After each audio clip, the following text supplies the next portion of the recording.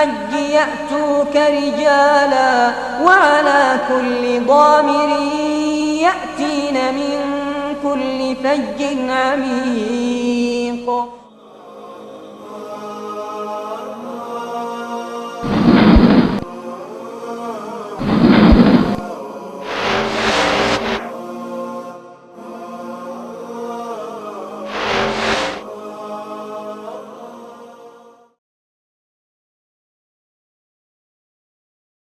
الحمد لله رب العالمين والصلاة والسلام على أشرف الأنبياء وسيد المرسلين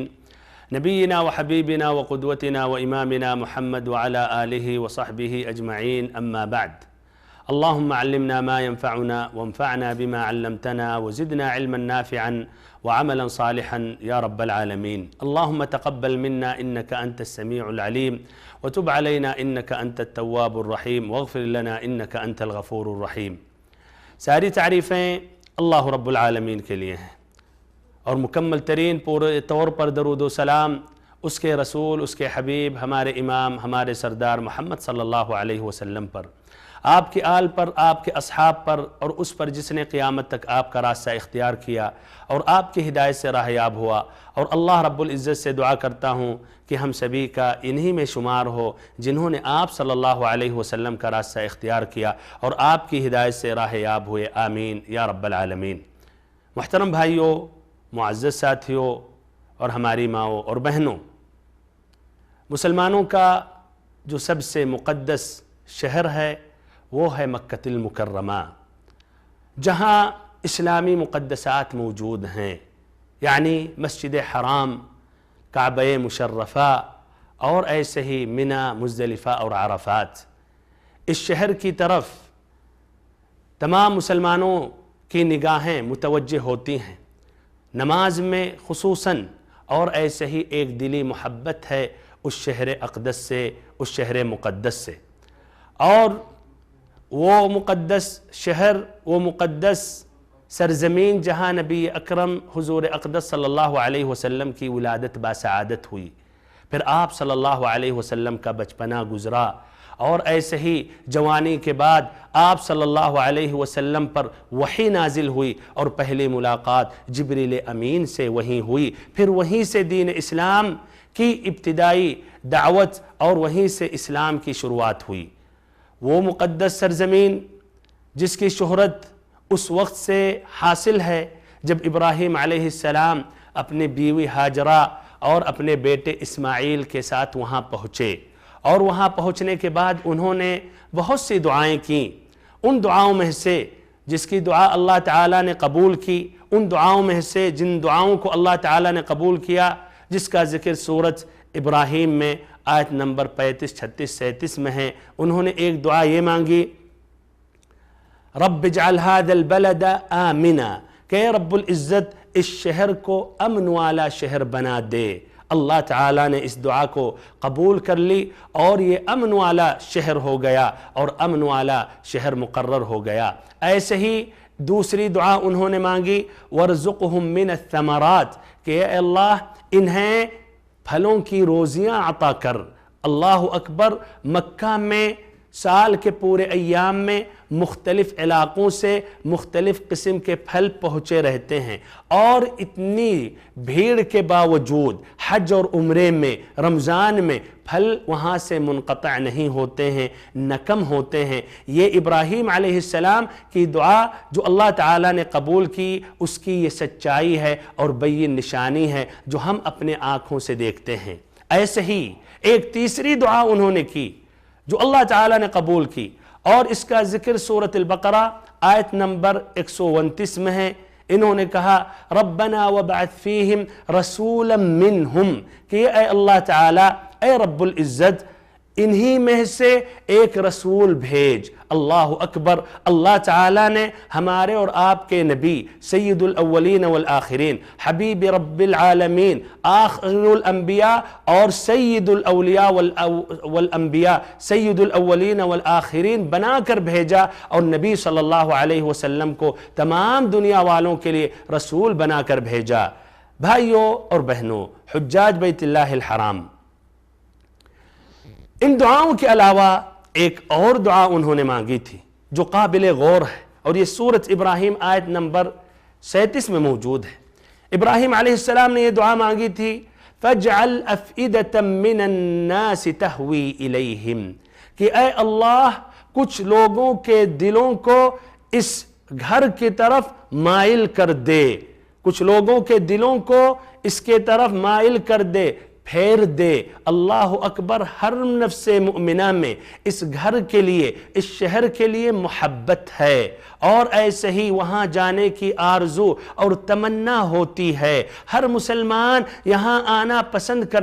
کرتا ہے، ہر مسلمان یہاں آنا پسند کرتا ہے، حج کرنا چاہتا ہے۔ ایک حج کافی تکلیفیں اٹھانے کے بعد بھی اس کی آخری تمنا ہوتی ہے کہ پھر یہاں آئے اور اس گھر کی زیارت کرے۔ یہ ابراہیم علیہ السلام کی اس دعا کی مقبولیت کی علامت ہے۔ اسی لیے ایک حاجی جب طواف الوداع کر کے مکہ چھوڑتا ہے تو اس کے احاسیس اور مشاعر ابھر جاتے ہیں، وہ کچھ کلمات نہیں پیش کر پاتا ہے، بلکہ اس کے آنکھوں سے وہ جو آنسو نکلتے ہیں، یہ حقیقت میں ایک علامت ہوتی ہے کہ کس قدر اس کے دل میں سچی محبت ہے اس گھر کے لیے۔ بھائیوں اور محترم ساتھیوں اور بہنوں، ابن عباس رضی اللہ عنہما، ایسے ہی سعید بن جبیر اور مجاہد رحمہم اللہ کہتے ہیں کہ لو قال فاجعل أفئدة الناس لزحم عليه فارس والروم واليهود والنصارى والناس كلهم ولكنه قال من الناس فاختص المسلمين۔ کہ ابراہیم علیہ السلام نے جب دعا مانگی تو انہوں نے کیا کہا؟ فَاجْعَلْ أَفْئِدَةً مِّنَ النَّاسِ، کہ اے اللہ کچھ لوگوں کے دلوں کو پھیر دے، من الناس، بعض لوگوں کے دلوں کو پھیر دے۔ اگر وہ کہتے فَاجْعَلْ أَفْئِدَةَ النَّاسِ کہ لوگوں کے دلوں کو پھیر دے، تو اس طرح یہ مکہ پر یا اس گھر پر سبھی لوگ ٹوٹ پڑتے، فارس، روم، یہود اور نصارہ پورے لوگ یہاں ٹوٹ پڑتے، بھیڑ جما دیتے، لیکن انہوں نے من الناس کہا کہ بعض لوگوں کے دلوں کو پھیر دے، تو اس طرح یہ دعا خاص رہی مسلمانوں کے لیے۔ تو اس طرح ہر مسلمان کے دل میں اس شہر کے لیے اور اس جگہ کے لیے، اس گھر کے لیے، اس کعبہ کے لیے شوق ہے، محبت ہے، اور آنے کی ایک تمنا اور آرزو ہے۔ بھائیوں اور بہنوں، یہ چند فضائل ذکر کرنے کے بعد اب اور فضائل میں بیان کر رہا ہوں جس طرح کی قرآن و حدیث سے ثابت ہے۔ پہلی فضیلت، اللہ تعالیٰ نے اس شہر مکہ کو بہت سے مقامات میں قرآن مجید میں ذکر کیا، اور ایسے ہی کچھ مقامات پر رب العزت نے اس شہر کی قسم کھائی، اس شہر کی قسم کھائی، جس سے اس کی اہمیت اور مقام اور رتبہ بلند ہوتا ہے اور واضح ہوتا ہے۔ فرمایا رب العزت نے سورۃ البلد، البلد سے مراد مکہ، کہا لا اقسم بہذا البلد، کہ میں اس شہر کی قسم کھاتا ہوں، اس شہر کی قسم کھاتا ہوں۔ ایسے ہی فرمایا رب العزت نے سورۃ التین میں والتین والزیتون، کہ انجیر اور زیتون کی قسم، وطور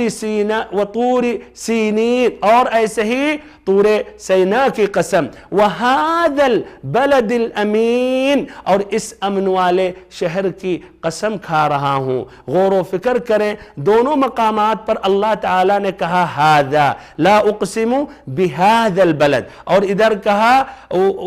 کہا وہذا البلد الامین۔ ہذا عربی میں اشارہ کے لیے استعمال کیا جاتا ہے، اسم اشارہ ہے، قریب، کوئی چیز جو قریب ہوتی ہے اس کی طرف جب اشارہ کیا جاتا ہے تو ہذا کہا جاتا ہے۔ تو گویا اس طرح اللہ تعالیٰ کے نزدیک یہ بہت ہی قریب ہے، اور اس سے واضح ہو رہا ہے کہ اللہ تعالیٰ کے نزدیک اس کا ایک خاص مقام اور اونچا رتبہ ہے۔ بھائیوں اور بہنوں، اور اس طرح ایک دوسری فضیلت اس کی یہ ہے کہ اللہ تعالیٰ کے ہاں سب سے زیادہ مقدس اور محبوب شہر ہے، ایسے ہی نبی اکرم محمد صلی اللہ علیہ وسلم کے نزدیک یہ سب سے پیارا شہر ہے۔ جس طرح کی ترمذی اور ابن ماجہ کی روایت ہے، آپ صلی اللہ علیہ وسلم نے فرمایا واللہ إنك لخير أرض الله وأحب أرض الله إلى الله ولولا أني أخرجت منك ما خرجت. کہ اے مکہ، رب العزت کی قسم اللہ تعالیٰ کہ ہاں واللہ انکی لخیر ارض اللہ، کہ اللہ تعالیٰ کی تمام سرزمینوں میں تو سب سے بہتر سرزمین ہے، سب سے بہتر زمین اور بستی ہے، اور اللہ تعالیٰ کے ہاں سب سے محبوب سرزمین ہے، اور اگر میں یہاں سے نہیں نکالا جاتا تو کبھی بھی نہیں نکلتا۔ ایسے ہی اس کی تیسری فضیلت یہ ہے کہ یہ مکہ اس دن سے اس کی حرمت ہے جس دن سے اللہ تعالیٰ نے آسمان اور زمین کو پیدا کیا۔ جس طرح کی صحیح امام مسلم کی روایت ہے، تو یہ حرمت والا مہینہ ہے، یہ حرمت والا شہر ہے، جس طرح کی اللہ تعالیٰ نے قرآن مجید میں فرمایا، سورۃ البقرہ آیت نمبر 97، إن أول بيت وضع للناس للذي ببكة مباركا وهدى للعالمين فيه آيات بينات مقام إبراهيم ومن دخله كان آمنا فيه آیات بینات، اس میں کھلی کھلی اور واضح نشانیاں ہیں، مقام ابراہیم ہے، ومن دخلہ کان آمنا، اور جو اس شہر میں داخل ہو جائے اس کے لیے امن حاصل ہو جاتا ہے یا امن والا ہو جاتا ہے، یعنی جو بھی اس میں داخل ہو جائے تو اس کے لیے امن ہونا چاہیے۔ اسی لیے اسلام سے پہلے دور جاہلیت میں بھی اگر ایک آدمی کی ملاقات اپنے باپ یا بھائی کی قاتل سے ہو جاتی تھی حرم میں تو اس سے بدلہ نہیں لیتا تھا، حرم میں مکہ میں بدلہ نہیں لیتا تھا، مکہ کے باہر یا حرم کے باہر جب جاتا تھا تو الگ بات ہے، پھر بدلہ لینے کی کوشش کرتا تھا۔ اور ایسے ہی اسلام میں یہاں تک کہ یہ ہے کہ وہاں کے جانوروں کو آپ اٹھا نہیں سکتے، کھدیڑ نہیں سکتے، اور ایسے ہی وہاں کے درخت کو کاٹ نہیں سکتے، وہاں کے جو پودے جو قدرتی طور پر اللہ تعالیٰ اس کو ایجاد کرتا ہے اس کو بھی آپ اکھاڑ نہیں سکتے، ایسے ہی گمشدہ چیزوں کو بھی وہاں آپ نہیں اٹھا سکتے ہیں، اللہ کہ آپ کا ارادہ ہو کہ اب ہمیشہ ہمیش کے لیے جو اس کا مالک ہے اس کی تلاش میں رہیں گے، ورنہ وہیں اس کو چھوڑ دیں۔ اللہ اکبر، یہ حرمت والا شہر یہ مکۃ المکرمہ ہے۔ بھائیوں اور بہنوں، اس طرح اس کی چوتھی فضیلت یہ ہے کہ اس شہر میں دجال نہیں داخل ہو سکتا، جس طرح صحیح امام بخاری کی روایت ہے انس رضی اللہ عنہ سے کہ اللہ تعالیٰ نے مکہ اور ایسے ہی مدینہ کی گلیوں پر فرشتوں کو مقرر کر دیا، دجال داخل نہیں ہو سکتا، لیکن وہاں جو کافر یا منافق ہوں گے 3 مرتبہ زلزلہ ہوگا اور 3 مرتبہ زلزلہ آئے گا تو وہ خود باہر ہو جائیں گے، لیکن دجال ادھر داخل نہیں ہو سکتا، جبکہ دجال پوری جگہ ہر جگہ پہنچے گا اور اس کا فتنہ بہت ہی عام ہوگا، لیکن مکہ میں اور ایسے ہی مدینہ میں داخل نہیں ہو سکتا، فرشتے اس کی حفاظت کریں گے۔ ایسے ہی 5ویں فضیلت اس شہر کی یہ ہے کہ اس کے بے شمار اور متعدد نام ہیں، اہل علم 50 نام اور کنیت ذکر کرتے ہیں، اور ان 50 نام اور کنیتوں میں سے 14 ناموں کا ذکر قرآن مجید میں ہے، جیسے مکہ، بکہ، ام القرى، البلد الامین، الحرم الآمن۔ بھائیوں اور بہنوں، حجاج بیت اللہ الحرام، قاصدین مکہ المکرمہ زیارت کے لیے یا عمرہ کے لیے، یہ رہا مکہ المکرمہ کے چند فضائل، اس کے علاوہ اور بھی فضائل ہیں، لیکن اب مکہ کے اندر جو مسجد حرام ہیں اس کے فضائل پر روشنی ڈال رہا ہوں۔ یہ جو مسجد حرام ہے اللہ تعالیٰ نے قرآن مجید آیت نمبر 96 میں سورۃ البقرہ میں ذکر کیا، إن أول بيت وضع للناس للذي ببكة مباركا وهدى للعالمين، کہ اللہ تعالیٰ کا پہلا گھر جو لوگوں کے لیے مقرر کیا گیا وہی ہے جو بکہ میں یعنی مکہ میں ہے۔ اللہ تعالیٰ کا پہلا گھر جو مقرر کیا گیا اس روئے زمین پر یہ وہی ہے جو مکہ میں ہے، مکہ المکرمہ میں ہے، مبارکن وہدن للعالمین، تمام دنیا والوں کے لیے برکت اور ہدایت والا، تمام دنیا والوں کے لیے برکت اور ہدایت والا۔ ایسے ہی صحیح امام بخاری اور امام مسلم کی روایت ہے ابو ذر رضی اللہ عنہ سے، انہوں نے نبی اکرم صلی اللہ علیہ وسلم سے سوال کیا ای مسجد وضع فی الارض اول، کہ کون سی مسجد اس روئے زمین پر پہلی اس کی بنیاد رکھی گئی یا مقرر کی گئی؟ تو آپ صلی اللہ علیہ وسلم نے کہا المسجد الحرام، کہ مسجد حرام۔ تو کہا ثم ای، اس کے بعد کون سی مسجد مقرر کی گئی، اس کی بنیاد رکھی گئی؟ تو آپ صلی اللہ علیہ وسلم نے کہا المسجد الاقصی، مسجد اقصی جو فلسطین میں ہے۔ پھر آپ صلی اللہ علیہ وسلم سے ابو ذر رضی اللہ عنہ نے کہا کم بینہما، دونوں کے درمیان کتنی مدت ہے؟ تو آپ نے کہا 40 سنہ، 40 سال۔ تو اس طرح پہلی فضیلت اس مسجد حرام کی یہ ہے کہ یہ پہلی مسجد ہے جو اس روئے زمین پر جس کی بنیاد رکھی گئی اور مقرر کی گئی۔ دوسری فضیلت اس کی یہ ہے، امام بخاری اور امام مسلم روایت کرتے ہیں ابو ہریرہ رضی اللہ عنہ سے کہ آپ صلی اللہ علیہ وسلم نے فرمایا لا تشد الرحال الا الى 3 مساجد، المسجد الحرام ومسجدی هذا والمسجد الاقصی، کہ 3 مسجدوں کے علاوہ کسی اور چوتھی مسجد کے لیے کجاوے نہیں باندھے جائیں، یا یعنی سفر نہیں طے کیے جائیں، سفر نہ طے کیا جائے، یعنی محنت اور مشقت کرنے کی ضرورت نہیں ہے یہ 3 مسجدوں کے علاوہ۔ پہلی مسجد مسجد حرام جو مکہ میں ہے، دوسری مسجد مسجد نبوی جو مدینہ النبی صلی اللہ علیہ وسلم میں ہے، تیسری مسجد مسجد اقصی جو فلسطین میں ہے۔ بھائیوں اور بہنوں، ادھر قابل غور یہ بات ہے کہ 3 مسجدوں کے علاوہ کسی اور چوتھی مسجد کے لیے شد رحال یا سفر طے کرنا درست نہیں ہے۔ تو اس طرح کسی قبر کے لیے یا کسی مزار کے لیے یا ایسے ہی کسی ولی کے مزار کے لیے شد رحال یا سفر طے کرنا کس طرح جائز اور درست ہوگا؟ بہرحال بھائیوں اور بہنوں، تیسری فضیلت اس مسجد حرام کی یہ ہے، جس طرح کی جابر رضی اللہ عنہ روایت کرتے ہیں نبی اکرم صلی اللہ علیہ وسلم سے، اور یہ روایت امام احمد نے کی ہے، کہتے ہیں کہ آپ صلی اللہ علیہ وسلم نے فرمایا صلاة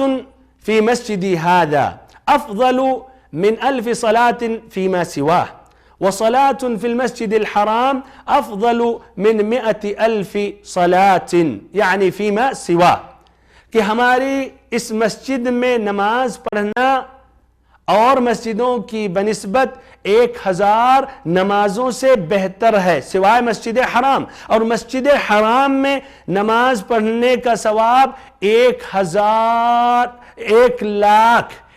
لاکھ نمازوں کے برابر ہے، 1 لاکھ نمازوں کے برابر ہے۔ اللہ اکبر! تو یہاں 1 رکعت نماز پڑھنے کا ثواب 1 لاکھ رکعتوں کے برابر ہے، چاہے فرض نماز ہو یا نفل ہو۔ اس طرح ہمیں نفل کا خاص اہتمام کرنا چاہیے، تہجد کی نماز اور ایسے ہی ضحیٰ کی نماز، اور اس کے علاوہ اور جو مسنون نمازیں ہیں۔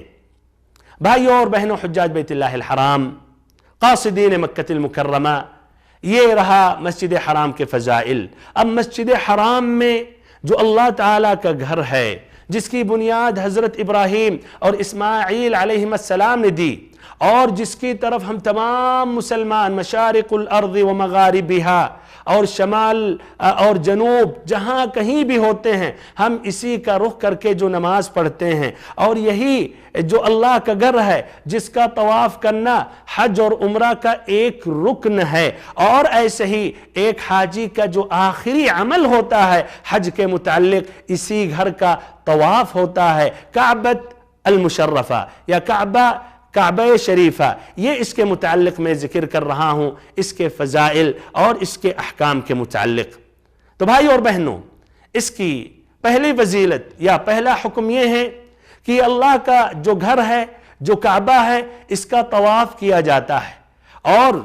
اس گھر کا طواف کرنا حج اور عمرہ کا ایک رکن ہے، یعنی بغیر اس گھر کا طواف کیے ہوئے حج یا عمرہ نہیں ہو سکتا، حج اور عمرہ قبول ہی نہیں ہو سکتا۔ اور اللہ تعالیٰ نے صرف اور صرف اسی گھر کا طواف کرنے کا ہمیں حکم دیا۔ سورۃ الحج آیت نمبر 29 فرمایا رب العزت نے وَلْيَطَّوَّفُوا بِالْبَيْتِ الْعَتِيقِ کہ اللہ تعالیٰ کے قدیم گھر کا طواف کر لیں یا اللہ تعالیٰ کے پرانے گھر کا طواف کریں۔ بھائیوں اور بہنوں، اللہ تعالیٰ نے اس گھر کے علاوہ کسی اور چیز کا طواف کرنے کا حکم نہیں دیا، نہ کسی مسجد، نہ قبۃ الصخرہ، نہ نبی اکرم صلی اللہ علیہ وسلم کی قبر شریف، نہ ایسے ہی نبی صلی اللہ علیہ وسلم کے منبر یا محراب یا مسجد۔ اس روئے زمین پر اللہ تعالیٰ کے اس گھر کعبہ کے علاوہ کسی اور چیز کا طواف کرنا ایک مسلمان کے لیے ناجائز ہے۔ حج اور عمرہ کے علاوہ بھی ہمیں ایسے بھی طواف کرتے رہنا چاہیے، یعنی ہم جب حج اور عمرہ کے لیے وہاں پہنچے تو بکثرت طواف کرتے رہنا چاہیے، اس لیے کہ یہ طواف کرنا حج اور عمرہ سے الگ بھی کرنا یہ درست ہے اور اس میں بہت ہی ثواب ہے۔ جس طرح کی نسائی کی روایت ہے حضرت عبداللہ ابن عمر رضی اللہ عنہما سے کہ آپ صلی اللہ علیہ وسلم نے فرمایا من طاف بالبیت سبعا کان کعدل رقبہ کہ جس نے گھر کا اللہ تعالیٰ کے اس گھر کا طواف کیا، 7 چکر اس نے لگایا، تو ایک غلام آزاد کرنے کے برابر ثواب اور اجر ہے۔ اور ایسے ایک دوسری فضیلت جس کی روایت ابن ماجہ نے عبداللہ ابن عمر رضی اللہ عنہما سے کی کہ آپ صلی اللہ علیہ وسلم نے فرمایا من طاف بالبیت کتب اللہ له بكل خطوة حسنہ ومحى عنہ سیئہ۔ اللہ اکبر کہ جس نے کعبہ کا طواف کیا اللہ تعالیٰ اس کے ہر ایک قدم پر نیکی عطا کرے گا اور ایک گناہ بخشے گا۔ اس طرح آپ اگر طواف کرتے رہیں گے، چلتے رہیں گے، ہر قدم کا اللہ تعالیٰ کے پاس ایک حساب ہے۔ تو یہاں ہمیں بکثرت طواف کرتے رہنا چاہیے، اس لیے کہ ایک ایسی عبادت ہے جو مسجد حرام کے علاوہ ہم کہیں اور اس عبادت کو نہیں ادا کر سکتے۔ ہم ہر جگہ جہاں کہیں دنیا میں ہے قرآن مجید کی تلاوت کر سکتے، ذکر کر سکتے، نمازیں پڑھ سکتے، روزہ رکھ سکتے، لیکن طواف نہیں کر سکتے، صرف کعبہ کا کرتے ہیں مسجد حرام میں۔ تو ایک بہترین چانس ہے حجاج کے لیے، ایسے ہی معتمرین کے لیے، قاصدین مکہ کے لیے کہ جب تک وہاں رہیں بکثرت طواف کرتے رہیں۔ طواف میں جو اجر ثواب ہے اور ایک ایک قدم پر اللہ تعالیٰ نیکی لکھتا ہے اور ایک گناہوں کو مٹاتا ہے۔ بھائی اور بہنوں، کعبہ مشرفہ کے متعلق ایک دوسرا حکم یا دوسری بات یا دوسری فضیلت یہ ہے کہ یہ کعبہ ہم تمام مسلمانوں کا قبلہ ہے، حالت زندگی میں اور ایسے ہی مرنے کے بعد بھی۔ جس طرح کی امام بخاری نے روایت کی اپنی کتاب الادب المفرد میں، آپ صلی اللہ علیہ وسلم نے فرمایا قبلتکم احیاء و امواتا کہ یہ تم سبھی کا قبلہ ہے، چاہے یعنی زندگی کی حالت میں اور ایسے ہی مرنے کے بعد بھی۔ زندگی کی حالت میں ہم یہی کعبہ کا رخ کر کے نماز پڑھتے ہیں، کعبہ کا رخ کر کے ہاتھ اٹھا کر دعائیں مانگتے ہیں، اور ایسے ہی مرنے کے بعد بھی ایک مسلمان کے چہرے کو قبلہ کی طرف کیا جاتا ہے۔ اللہ اکبر، ہم مسلمانوں کا صرف اور صرف ایک قبلہ ہے، اس قبلے کے علاوہ کوئی اور قبلہ نہیں ہے، نہ کوئی پہاڑ ہے، نہ کسی کی قبر ہے، نہ اور کوئی چیز ہے، صرف ایک ہی قبلہ ہے ہم تمام مسلمانوں کا، اور وہ بھی زندگی کی حالت میں اور مرنے کے بعد بھی۔ تیسرا حکم اس کعبہ کے متعلق یہ ہے کہ